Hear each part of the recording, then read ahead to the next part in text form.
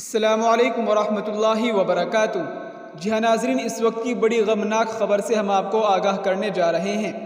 Samajwadi party کے senior leader اور ہندوستان کے سب سے قدیم رکن پارلیمنٹ جناب ڈاکٹر شفیق الرحمان برق منگل کو مراد آباد کے ایک خانگی اسپتال میں 94 سال کی عمر میں انتقال کر گئے۔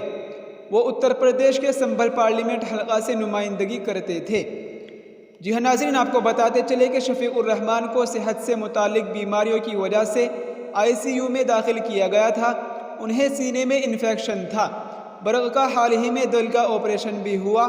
انہیں پہلے گروگرام کے میدانتا اسپتال میں داخل کرایا گیا تھا۔ سماجوادی پارٹی کے سربراہ اور UP کے سابق چیف منسٹر اکھلیش یادو کچھ دن پہلے بیمار MP سے ملنے اسپتال گئے تھے۔ جی ہاں ناظرین، شفیق الرحمان 11 جولائی 1930 کو پیدا ہوئے۔ انہوں نے سیاست کا آغاز چودھری چرن سنگھ کے ساتھ کیا تھا۔ وہ بابری مسجد ایکشن کمیٹی کے کنوینر بھی تھے۔ وہ مسلمانوں کی آواز بلند کرنے اور ایماندارانہ شبیہ رکھنے کے لیے ملک بھر میں جانے جاتے تھے۔ انہوں نے سماجوادی پارٹی کے قیام کے دوران ملائم سنگھ یادو کے ساتھ بھی کام کیا تھا اور انہیں SP قوانی رکن بھی کہا جاتا تھا۔ شفیق الرحمان برق، جو اس وقت سنبھل سے SP MP تھے، 5 بار لوک سبھا انتخابات جیت چکے ہیں۔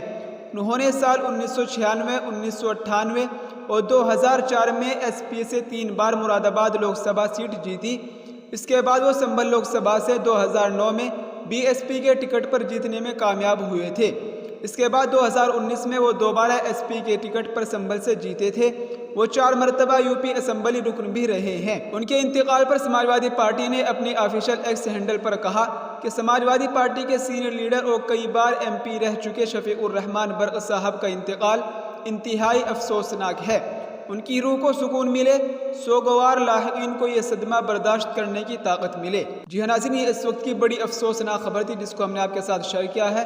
دعا کریں کہ اللہ تعالیٰ شفیق الرحمان صاحب کی بال بال مغفرت فرمائے، آمین۔ السلام علیکم ورحمۃ اللہ وبرکاتہ۔